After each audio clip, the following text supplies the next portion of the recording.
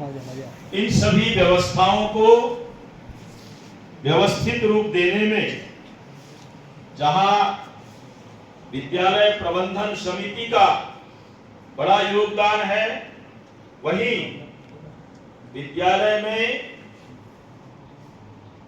पढ़ाने वाले शिक्षक और शिक्षिकाओं का विशेष योगदान है। सब बालक बालिकाओं से चाहूंगा कि एक बार अपने गुरुजनों के सम्मान में आप जोरदार सम्मान कीजिए।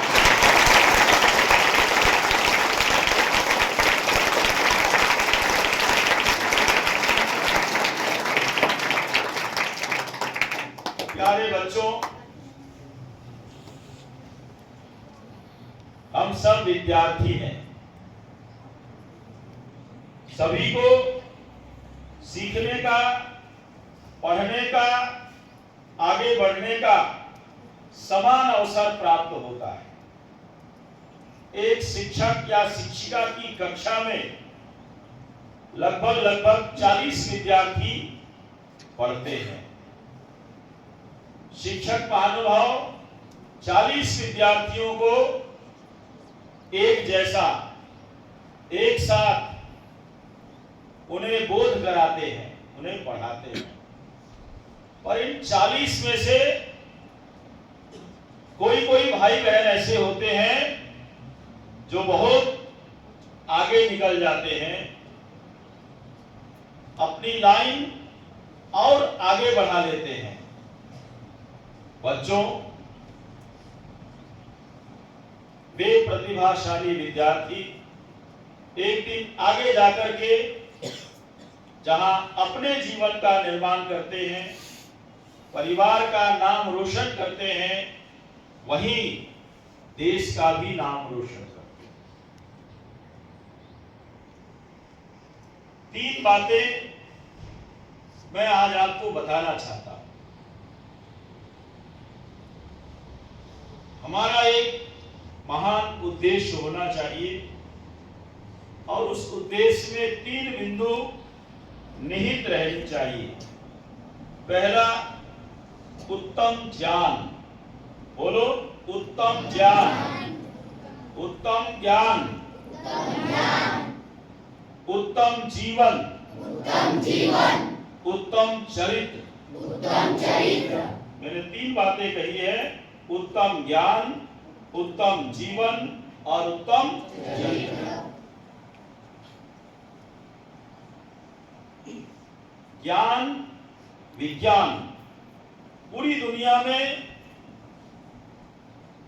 बहुत तेजी के साथ लोग प्राप्त भी कर रहे हैं, बढ़ भी रहे हैं, और पृथ्वी से लेकर के पाताल लोक तक, भूगर्भ और आकाश तक सब जगह बड़े बड़े इंजीनियर, बड़े बड़े डॉक्टर, बड़े बड़े साइंटिस्ट, बड़े बड़े अनुसंधानकर्ता सब पढ़े लिखे ही हैं। ये सड़क बनाने वाले इंजीनियर कौन है? पढ़े लिखे हैं। हॉस्पिटल में चिकित्सा करने वाले डॉक्टर पढ़े लिखे हैं। बड़े बड़े पुल बनाने वाले, बड़ी बड़ी सड़कें बनाने वाले सब पढ़े लिखे। सबने उत्तम ज्ञान प्राप्त किया है।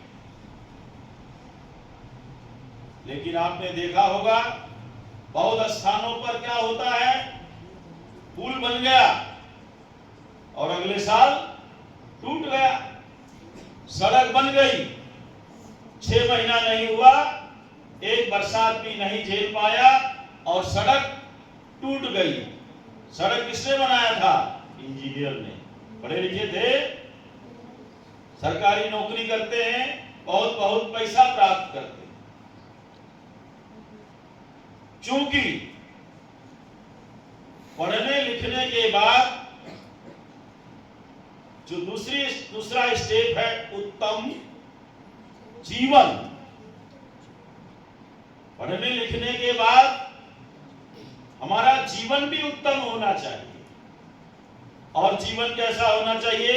महापुरुषों की तरह, ऋषियों की तरह, संतों की तरह। और हमने केवल विद्या को केवल कमाने का साधन बना लिया और हमारा जीवन उत्तम नहीं हुआ, तो हमारे पढ़े लिखे का कोई महत्व नहीं।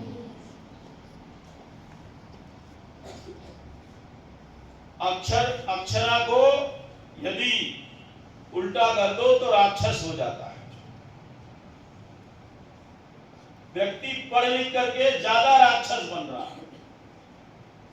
जहां तक पहले गांव के लोग पढ़े लिखे नहीं होते थे, कम पढ़ते थे, तो पाप पुण्य से डरते थे। आज व्यक्ति जितना जितना जितना ज्यादा पढ़ रहा है, वो पाप पुण्य से कम डर रहा है। वो डरता नहीं है कि ये पुण्य है कि पाप है, ऐसा करने से ऐसा हो जाएगा। खैर छोड़िए, तीसरी बात मैं कहना चाहता हूं, उत्तम चरित्र।